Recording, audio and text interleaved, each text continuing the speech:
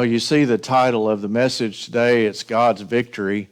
We are in the book of Nahum. If you will, take your Bibles, open them to the book of Nahum. It's a little book. It might be kind of difficult for you to find. You might have to use your table of contents. It's after Micah. If you blink, you might miss it. It's one of those little books that we don't look at very often. I'm enjoying the study. I hope that you are as well. In this book, he has moved from chapter 1, and he has moved from a very general principles of the character of God, and then towards the end of chapter 1, he moved to a more specific reference to his plan for Judah, and we can rejoice today because God does bring the victory. We are often struggling with different things, just the general trials of life, the sufferings of life, but rest assured that God is in control and His promises are fulfilled. We're going to begin at chapter 2, verse 1 in just a moment, but I just want to get you caught up on a couple of things.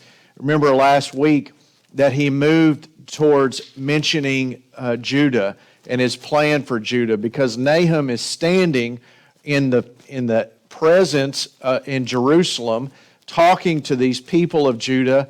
They had been under the yoke of bondage of the Assyrian Empire for several hundred years, at least 100 years, because about 100 years, 75 to 100 years prior to this prophecy, this message of Nahum, Assyria had conquered the northern 10 tribes of Israel and carried them away into captivity. They were seemingly just destroyed. They were done. And then Judah sits there in fear of being attacked and being taken over just like the rest of the country had. And so they had all these anxieties. They had all these fears of, we're next. We're going to be next. Even so much that the Assyrian Empire had such a strong influence and control over the Judean lives that the king of Judah, one of them was Manasseh, he would be set up as a type of a vassal king, which means that he was really under the control of the Assyrian king, and he would have to do things that the Assyrian government told him to do. And so they felt like they were under this constant yoke and bondage. Let's go back to chapter 12 or verse 1 and chapter 1, excuse me. I'll get it out in a minute. Chapter 1 at the couple of lines there at the end of verse 12. Chapter 1 at the end of verse 12, listen to what he says. Though I have afflicted you, I will afflict you no more. He's talking to Judah there. And we realize that really who is in control here is not the Assyrian government, not the Assyrian king, whoever that was at the time of Nahum's prophecy, but in fact it was God who was in control. And God is telling the people of Judah, I'm not going to afflict you anymore. I'm going to remove this and you are going to be freed. Notice what he says at the end of verse 12. I will afflict you no more. And then he says, I will break off his yoke from you, talking about the Assyrian empire, the Assyrian king, and burst your bonds apart, break the shackles of bondage. Then notice it in verse 15. I love this verse. It says in verse 15, behold. It really means literally, look at this. Look up, people. Look up, and I want you to see that God is coming. And notice what it says. On the mountains, the feet of him who brings good tidings, who proclaims peace. And he goes on into chapter 2 with this same message, but what he's done, he's following the same pattern that he did in chapter 1, in the verses we looked at in the last couple of weeks, from moving from a general description of God to then looking at their situation of being under the yoke of bondage. And now he moves into chapter 2 and he gets more specific, and this is the description of the battle. What we see right here is God in action. You know, we are involved in church and we listen to the Bible and we read these stories, and sometimes I think that there seems to be a little bit of a disconnect between the Word of God and then our everyday lives. Let me tell you this, is that whether you know it or realize it or not, God is intimately involved in your everyday life. And here's where we're going with this. God is the Lord of history. All of these things that are happening around us, we may not be able to go to a chapter and verse in the Bible and say, oh, look, that's fulfillment of prophecy. Oh, look, this is happening over here. That must be God. God's working whether or not He has revealed that He's working or not. And what Nahum's audience has here is a direct revelation of this is what God is going to do. I need to remind you of something before we dive into this. Look at verse 1 of the book. In verse 1 of the book, there's a little word there, and it says vision. God gave Nahum a vision of things that were to come. And now we come to chapter 2, and we see this vivid portrayal of this vision that Nahum received. We haven't seen that yet, have we? In chapter 1, it's all this generic stuff of that God is an avenging God, God is a jealous God, but there's hope for God's people. And all that is very important because it sets the stage for this vivid portrayal of a battle scene. And in chapter 2, that's what we're going to be looking at today, is this battle scene. And it is Him carrying out, God in action, Him carrying out His promise of delivering Judah by destroying Nineveh. The first thing I want you to see this morning is prepare for the restoration. Dear friend, today you can begin preparing for restoration because the restoration that God has promised Judah, He also promises you. He has promised to restore you from and redeem you from the curse of sin. Did you know that? Did you know that God has been working for that from all the way back to the book of Genesis, all the way back into 2022, and will do so until He consummates His kingdom? He's going to restore and redeem His creation. Well, in verse 1, we see this enigmatic reference. It's the pronoun He. Look at verse 1. He. You see that? He who scatters has come up before your face. And he's talking directly to the Assyrian people, the Assyrian king, and he says, He who scatters. Let me tell you something. You're not told who this is until the end of the chapter, but I want to tell you right now, the one who scatters the Assyrian Empire is God Himself. And so He's telling them to prepare for this. There's a call to prepare, and He says, oh Lord, you don't want to lose your place in Nahum because it's hard to find. I was kind of freaking out there for a minute. I thought I lost it. And I was going to be really embarrassed that I wouldn't be able to find the book that I'm preaching from today. Look what he says here. He who scatters has come up before your face. And then he gives these commands. Man the fort, watch the road, strengthen your flanks, fortify your power mightily. Do you think that God is telling them this because He really thinks that they can stand before Him? Well, we know that's not true. Remember back in verse 6 of chapter 1, who can stand before God? Well, it's a rhetorical question. No one can stand before God. But this, He is keying in on their mindset. They think that they can stand before God. They have this invincible attitude, and they're going to follow all the protocols and the procedures that they've had on any other previous attack. When they've been attacked before, what do they say? They say this, man the fort, watch the road, strengthen your flanks, fortify your power mightily. This is the rhetoric that you see from the Assyrian people. And they're going to do the same thing, but this time, it's not going to turn out so good for them. And so here there's a restoration. Notice in verse 2, watch this, for the Lord will restore. And now we know Now we know who is the restorer and who is going to be the mighty one that's going to come and scatter them. His name is the Lord. He is unrivaled. He is the truly invincible one. The Assyrian Empire looked at themselves as the one who is invincible, the one who could not be beat. Hey, we're undefeated. No one can stop us. We're going to just conquer the world, and we're going to stay on top of the world, and we're going to stay here. Well, guess who else shows up? God shows up.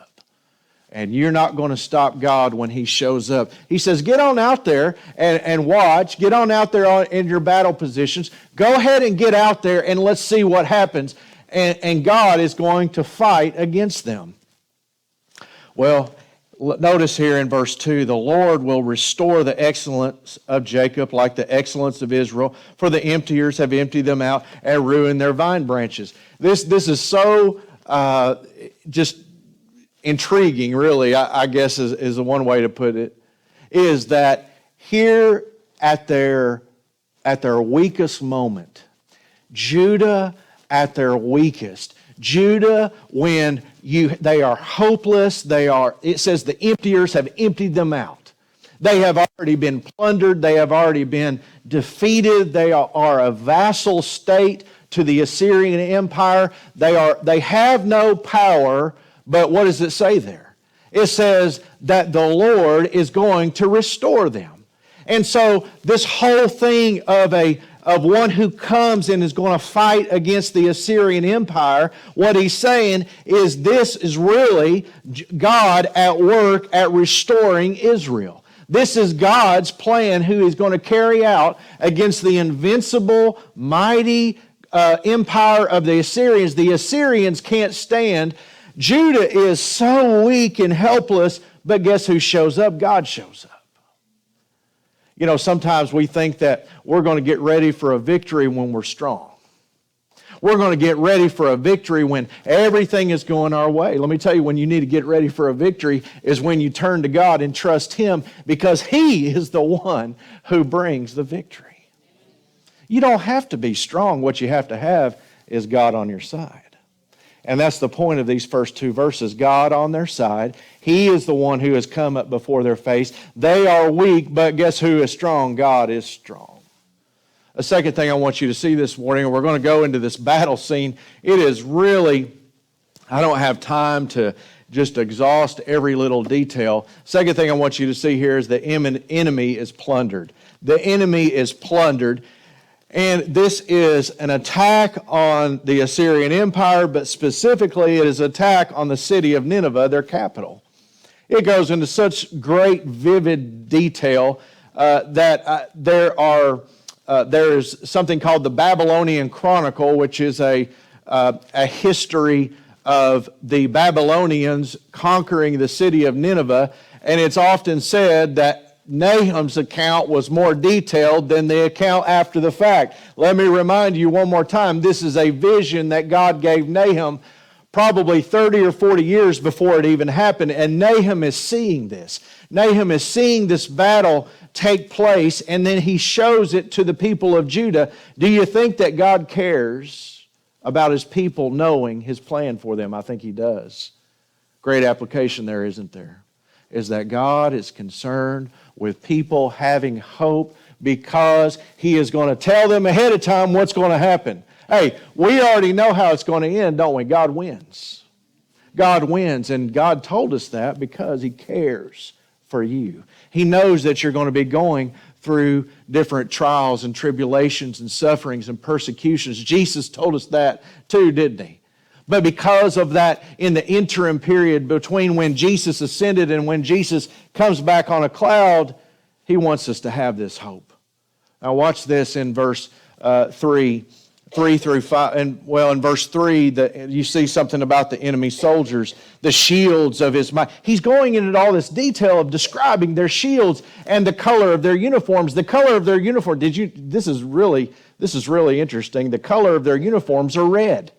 The Babylonian Empire, their soldiers, their military, they wore red uniforms. Notice what it says. It says, the shields of his mighty men are made red. The valiant men are in scarlet. They're wearing red uniforms. And so Nahum is seeing this vision, and he can see the soldiers. He can see the Babylonian soldiers coming up against Nineveh, and God is going to use the Babylonian Empire to upset and displace the Assyrian Empire and bring it all to an end.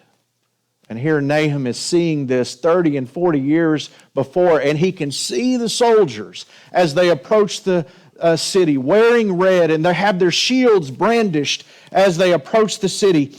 Notice it says the chariots come with flaming torches in the day of his preparation, and the spears are brandished. He can see the gleaming of the spears as they approach the city. Notice in verse 4, the chariots rage in the streets. Now we're in the streets of Nineveh.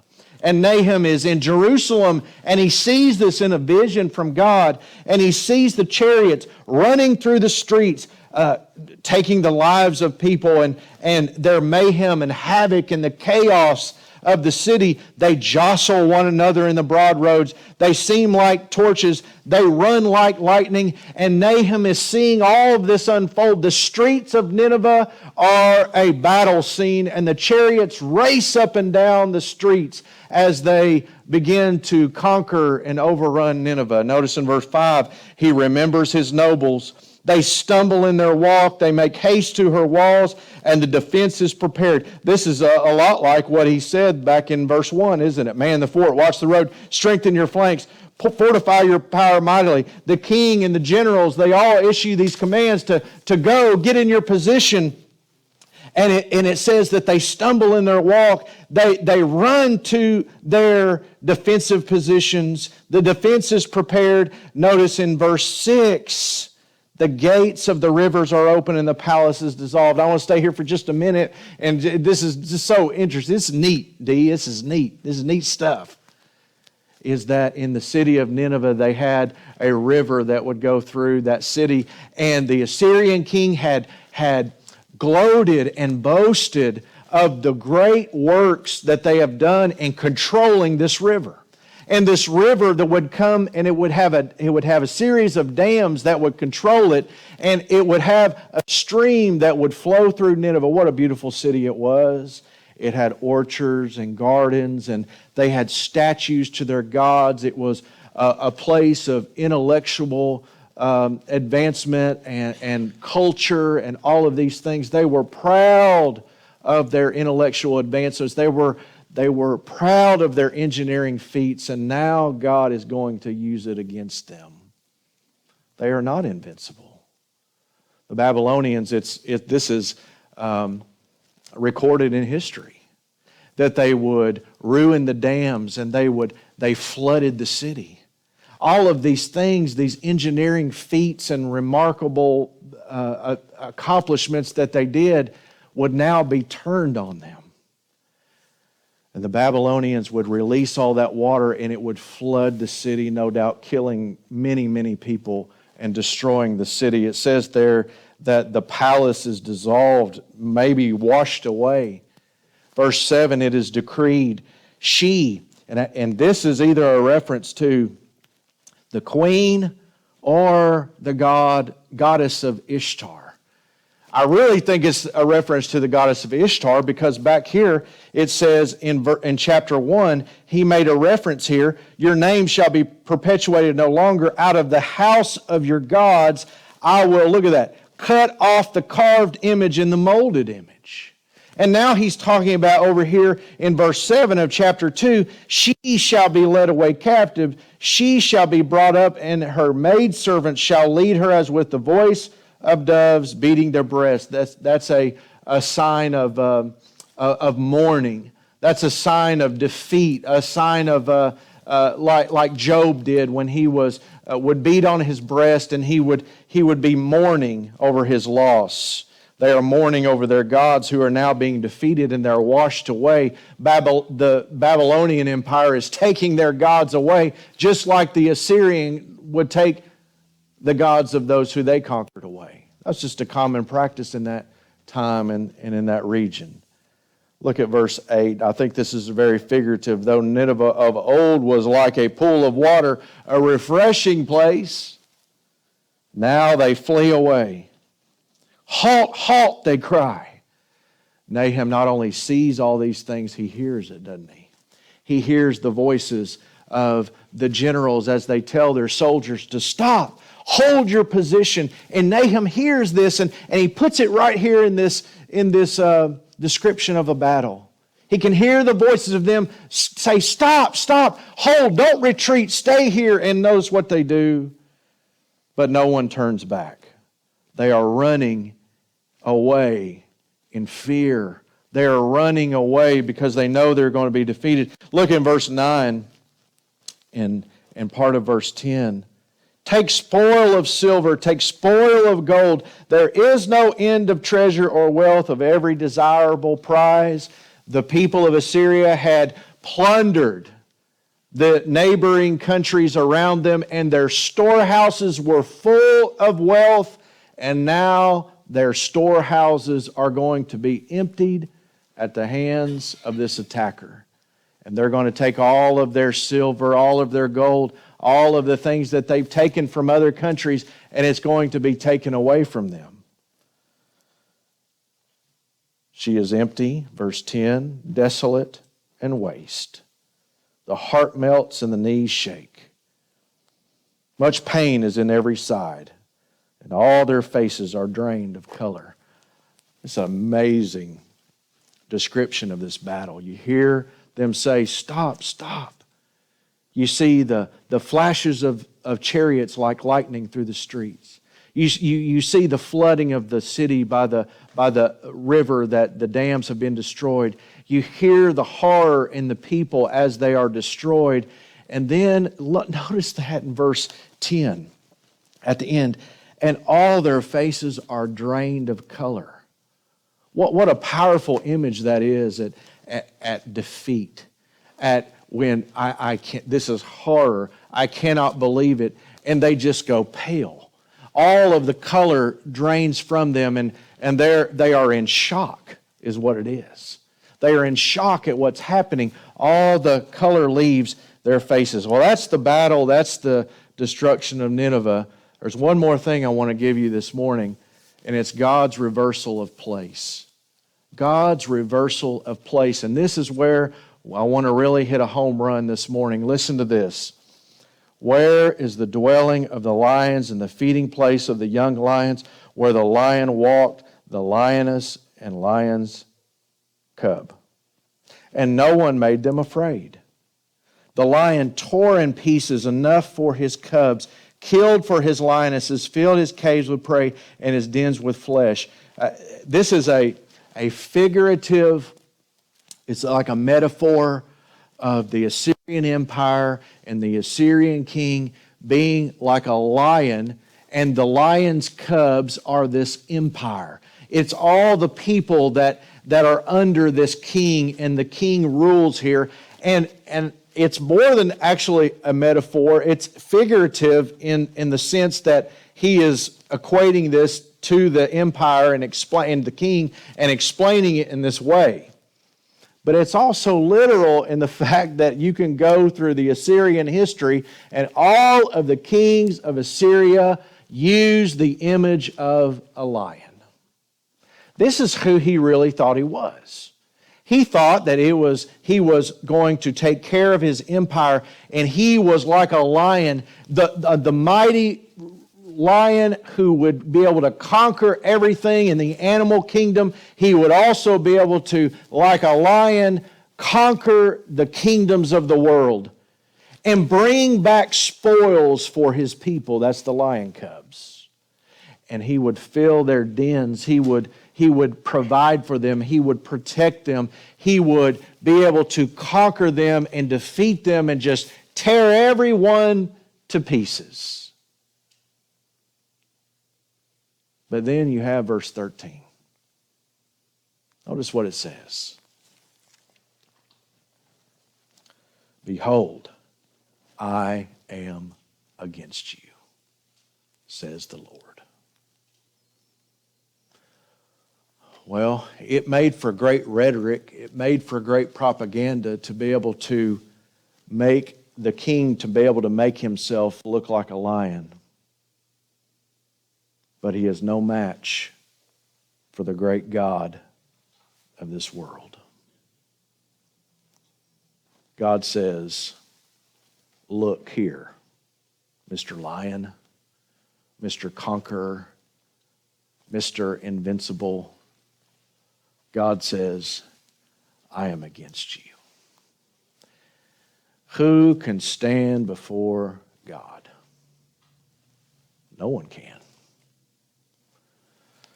Well, he goes on and he says in great detail, I will burn your chariots in smoke, and the sword shall devour your young lions. I will cut off your prey from the earth, and the voice of your messengers shall be heard no more. All of their great military might is going to be squashed and crushed by the one who is against him, God. God is against them, and he's going to crush him. And the sword is going to devour all of your people. All of the Assyrian Empire is going to be devoured. He's going to use one nation to conquer another nation. And the voice of your messengers, those who you sent out, and I don't know if you remember from last week, but there was a character in the book of Isaiah that came from Assyria. His name was Rabshakeh. You remember that name from last week? It's a cool name, isn't it? Rabshakeh. He came to try to convince Hezekiah and Isaiah and the people of Israel, you don't need to listen to Yahweh. You don't need to listen to God. You need to listen to our king. And all of those voices that were speaking the lies of their propaganda, their mouths are going to be shut. That's what it says there. The voice of your messengers shall be heard no more. I want to close with this. It's very important. Because you're like, well, that's great. That's an awesome depiction of a battle. But where do we stand? Well, don't forget the overarching message here is that God is bringing the victory. And we are also under the oppression. Your biggest enemy, the biggest enemy of humanity is sin.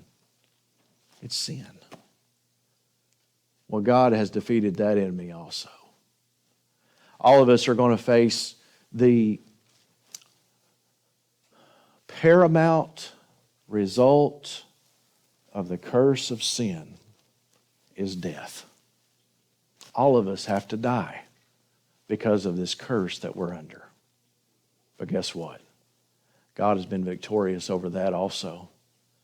I want to take you back for just a minute here, back to the book of Revelation, because I want to show you something.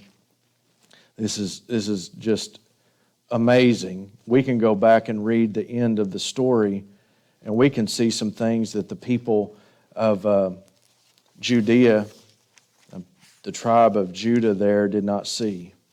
Notice in chapter 1 of Revelation in verse 5. Revelation chapter 1 and verse 5. This is a description of Jesus. And from Jesus Christ, and here's how he's described, the faithful witness, the firstborn from the dead. Now watch this. And the ruler over the kings of the earth. This Savior who you believe in, have professed and given your heart to, is the same Lord that was back here talking to the Assyrian Empire and said, I am against you. Jesus is the ruler of all the kings of the earth. Did you see that other reference about Jesus? He's a faithful witness, but the second one was this, that he is the firstborn of the dead. Which means, positionally, he rules and reigns over everyone who will be resurrected. He was resurrected, and his resurrection, the implications of his resurrection, gives the victory over death. It wasn't the raising of Lazarus that gave us victory over death. It was Jesus' resurrection that gave us victory over death. It wasn't those who Jesus raised from the dead who gives us victory over death. It was the one who raised them from the dead. His name is Jesus. He's the firstborn of the dead. Well, it gets even better. Go over to chapter 5 of Revelation. That in itself is enough to make us shout, isn't it? Watch what it says over in chapter 5 and verse 4. John said, "So I wept much, because no one was found worthy to open and read the scroll or to look at it." Who is worthy? Where is the one who is worthy to open and read this and tell us about it? Who is worthy? And John is weeping because no one is worthy. But one of the elders said to me, "Do not weep. Behold," there it is again. It says, "Look. Look." This morning I want you to look to Jesus. Nowhere else. You've got to look to Jesus. You've got to look to Jesus and live. Well, watch what he says. "Behold, look, the lion." You say, what? The very reference that the Assyrian king made of himself, that he was the great lion that was going to feed his lion cubs and provide for them. And Jesus, though, is the Lion of the tribe of Judah. He is the Lion of the tribe of Judah. The real Lion, the Root of David, has prevailed to open the scroll and to loose its 7 seals. He is the one who is worthy to open and read the scroll and to look at it. His name is Jesus. He is the Lion of the tribe of Judah. Well, it gets even better right here. Watch this. In verse 6. And he did look, didn't he? John looked, and behold, in the midst of the throne of the 4 living creatures and in the midst of the elders, here it is. You see it? Stood. Who can stand against the Lord? No one can.